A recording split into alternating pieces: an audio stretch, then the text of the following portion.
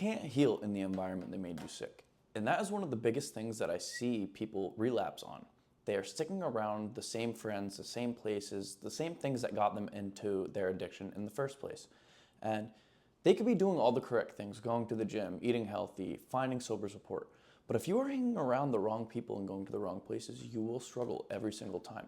So today in this video, I'm going to talk about how to rebuild that new lifestyle, how to rebuild new environments, and how to get clean. If you are new to my YouTube, my name is Josh McCauley. I'm an online fitness and sober coach. So if you are going through addiction, specifically with cocaine, gambling, or alcohol, I'm here to help. I offer one-on-one coaching. I offer hundreds of free videos on my social medias, Instagram, TikTok, YouTube. So if you haven't yet, please subscribe. And if you have subscribed, thank you very much. Let's continue to grow. Let's continue to be positive. And if you have any suggestions in the comments, I'm always looking to learn and to provide more knowledge. So thank you guys. Number one, why is environment everything? And to break it down simply, you are the sum of the 5 people you surround yourself with. So for me, I was the issue. I was the top degen of my group, but I had tried to get sober so many times. But my family drinks, every single one of my friends drinks, uses, gambles. So I was living with 3 of my fraternity brothers. I had a great job, but we would go out every weekend. One instance, I tried to do the 75 hard. I would hide in my room. I didn't tell anybody I was doing it. And slowly they found out. They weren't positive influences on it. They were going to do their own thing. They were going out every weekend. And I would literally try and drive anywhere, drive while they were going out. I would lock myself in my room. And it was extremely hard. And, you know, after 30 days, I convinced myself that it didn't say I couldn't drink, or it said I couldn't drink on the 75 hard. So I convinced myself that it was okay to do cocaine. And, you know, living in that environment, you know, allowed my brain to fall victim, fall weak, to make it okay that I could use again. But if you truly want to get sober and you truly want to get better, you have to break away from all of the negative people in your life. So, you know, for me getting sober, I got a new apartment. I understand some people can't do that, but you have to break away, write a list of all the friends that you have and write a plus or minus sign next to their names. If they're positive in your life, keep them. If they're negative, they have to go. And if they're good friends, they're gonna understand that you are working on yourself for the better. If they're bad friends, you don't want them in your life anyway. And you'll realize that when you're getting sober, that the good ones will attract you, the bad ones will attract away, and your life will be way more content, way more easy, way more happy. I've worked with dozens of clients the last couple months, and the biggest thing I see is they're not willing to change their environment. I'll say, hey, I don't think it's a good idea for you to go to your family reunion right now. They go, they relapse, and then they wonder why they relapse. It's because those environments have multiple triggers for you. You know, if you always used around your parents, or if there's people using around you and you're in early recovery, that is very, very dangerous. And I have other people who are on a strict diet, but they're not willing to give up their friends. They're not willing to stop going out to eat. He cheated on his meal plan 4 weeks in a row because his friends convinced him to go out and cheat on his meal plan. And that is what I mean. You have to figure out what your goals are, who you want to become, and you need to surround yourself with people who will get you there, who will help you guide there. Because if you're hanging around people that are doing better than you, you're going to start doing better. If you're hanging around people who are continuously doing drugs, drinking, going out, having hangovers, that is going to bring you down. Whether you're sober or not, it's not a great environment for you to excel in. So that brings us to number 2. What does a healthy environment look like? And that's broken down into 3 pillars. We've got physical, social, and digital. So physical environment, that is, you know, where you are, where you're going. Are you avoiding triggers? So, you know, for me, an ideal environment is, you know, I have my own apartment. I can control who comes here. I can control where I go. So if there's a situation where I'm a little hesitant on, you know, I make the ultimate decision on if it's a good idea if I go or not. But if you are surrounded by friends, if you're in a frat house, if you're in a lax house, you know, you are in a household that there is a lot of drinking, you have to do your best to get out of there. And I understand some people can't, and that's where you need the most support you can find. But with physical environments, you need to get rid of all triggers. Triggers can be sight, smell, sound, anything that reminds you of the drug. And in your early sobriety, you need to make a list of all your triggers and be aware of them. Sometimes you can't avoid triggers, but if you are aware of the trigger itself, you are more prepared when it comes towards you. With cocaine, there's certain smells that go with it. Sometimes there might be certain sounds with slot machines, things like that, that will trigger you and activate that.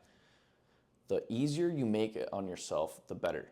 Because if you are constantly surrounded by triggers left and right, your brain will go crazy and it is super dangerous. And so social environments. You need to start surrounding yourself with people who don't use. I'm at a point where I could go to a bar and hang out. That's not a great environment for me. I'm okay with being around drinking. I can't be around cocaine. I'm not safe. I don't like that. My brain will go crazy. But I've gotten myself to a point where I don't want to go there. My fraternity brother just had a wedding. Yeah, it's nice to go and support and be happy, but I can thank him in other ways. I can congratulate him in other ways, because that is not an environment that aligns with me anymore. I can't be drinking. It's with a bunch of my fraternity brothers that I used to drink with, use with. And my sobriety, I protect that with my life, because I know what will happen if I go back. And, I want a family one day. I want to be a role model for my kids one day. And none of that will lead me to get there. So social environments, make sure you're hanging out with friends. If you keep certain friends around that are positive, that you have a conversation. Say, hey, I'm okay with you drinking, but please do not have cocaine around me. Please do not bring it out. Please do not entice me to drink or try and convince me to drink. Because for me, I have a good handful of friends that, would probably smack the shit out of me if I tried to drink, or be like, dude, what the hell are you doing? And those are good friends, because they know who I am and what would entail if I did that. So, I go golfing still. I used to use on the golf course, but I go with friends who are positive, who keep me accountable, who keep me on my shit. So you can continue to do things, but you have to slowly build that into your lifestyle and incorporate boundaries, because boundaries are everything. And that is super important at the beginning of your sobriety, even with family members. Say, hey, I'm not comfortable around this, I'm comfortable around this, but it is important. And then digital. So make sure you're following positive pages. Start following maybe fitness pages, start following sobriety pages, start, following, good things that align with your lifestyle. Maybe you want to get into real estate. Maybe you want to start a side hustle. Start following pages, join a Discord, join these different things, because it will keep you busy and you'll have something to aim for. I have a mentor. I bought a mentor because I'm following someone that I aspire to be. He's making a lot of money. He's doing cool things. I want to be like that. So if I work with someone like that every day, I'm going to become closer to that person. So that is why environment is so important. Leaves us with number 3, an action plan to rebuild your world. And the first thing is do a detox of your friend group. Like I said, make a list. Cut out every single negative friend. Cut out or include all positive friends. And like I said, let them know. Sometimes you need to let a friend know. Sometimes it might not be worth it to just slowly distance yourself, because it will avoid conflict. But if it's a good friend, they'll understand and be like, hey man, he's really working on himself. And that leads us to number 2 of that: set boundaries with friends and family. When you're getting sober, family can be overbearing. They want to help you so much, so bad, but sometimes it does more damage because they don't understand addiction, but they want to help, and it interferes and drives you crazy. So set boundaries. Say, hey mom, you're like really overwhelming me right now. I'm doing my best. Can you please do this? Because communication is everything at the end of the day. Set healthy boundaries, talk to people, and work through it. The third thing for action plan is join sober communities. I was a huge fan of AA at the beginning of my sobriety. I went 90 days straight, and it was great for me. I go to AA instead of NA. AA is a little more friendly, cool. It's a good group. I enjoyed going. Sometimes I'll still check in or contact someone like me, a sober support. You can go to AA, find a sponsor for free, things like that. Add structure, fitness, morning routine, and nature. Ground out if you need to. The gym was a huge crutch for me. I go every single day. That gives me something to do, that takes up my time. That is my stress relief. But if you fill your schedule busy, that leaves your mind less time to think about using or to wander. Because sometimes if you let it, it's a Saturday, you are laying around all day doing nothing. You're bored, you want to use. That is a normal thing. I try and keep as busy as possible because sometimes it happens for me too. But I built a life where that's not a part of me anymore.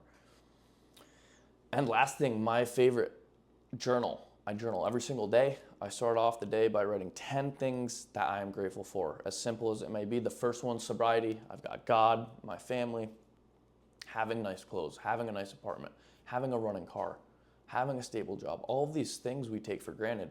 But once you are grateful for things, good things will come. The second thing I write is my daily goals. I write as small as it may be, drink a gallon of water, walk my dog, things like that. Write 10 of them down. You might not hit all of them, but when you check things off, you feel accomplished. It gives you something to do, gives you something to aim for throughout the day. And the last thing I write is manifest. I manifest all the things that I want in life. I want 3 beautiful kids. I want a beautiful wife. I want to be able to provide everything I can for my family. I want to write a book. I want to run a marathon. I want all of these things, and I write them down and I visualize it every single morning. Because when I wake up out of bed, that is what I aim for. That is what I aim to be. Because it's easy to wake up and not have a purpose, not know what you're working towards. But when I'm tired, when I'm down, when I don't feel like going to the gym, I go anyway because I want my kids to look up to me one day. And, it's going to get to a point where they're going to describe their father. And who do I want to be? Do I want to be a role model, or do I want to be a drunk laying on the couch, not being able to provide for my kids? So, having all of these things are an action plan and how you can start getting sober. And I'd like to wrap this up with, you don't have to be perfect. And that's why I like my clients working with me because, they might fall down in certain aspects, but I pick them back up. I'm not going to push them down when they're already down. We're going to say, okay, what did you do wrong right there? You went into an environment that you shouldn't have went, and you know it. How do we improve that? Because that is what it's about. You can go to rehab, learn all of these things, then you go back to the environment, you fall down, and you have no one to pick you back up. I am here to pick you back up. I'm not here to push you down. We're going to learn as you go. So if you fall down in the first couple of weeks, that's okay. That's normal. People do that. But we pick you back up. You learn as you go. And by the end of the program, you become the person that you want to be. You have tools to deal with your problems. You know how to build a sober relationship. You know how to have an action plan. You know how to cure your cravings. All of these things come together. And when you are working with somebody live in action, not going to rehab, getting dropped back into the environment and falling on your face. So that's what I'm here to do. I do charge because that is what I offer. I offer high value. I've invested a lot of money, a lot of time, and I genuinely care about helping people. There has to be some sort of accountability for you, and that is where the pricing comes in. As I've helped people hours and hours of time, and they send me videos smoking, crack, they're using all of these different things. So on top of the value that I provide, you have to be accountable yourself. And I've talked about this before. I also provide diet and fitness to replace your bad habits. So I appreciate you guys tuning in. I'm continuing to learn. I'm continuing to help you guys. If you have any questions, comments, concerns, please leave them down in the comments, DM me. But thank you guys for tuning in. Peace out.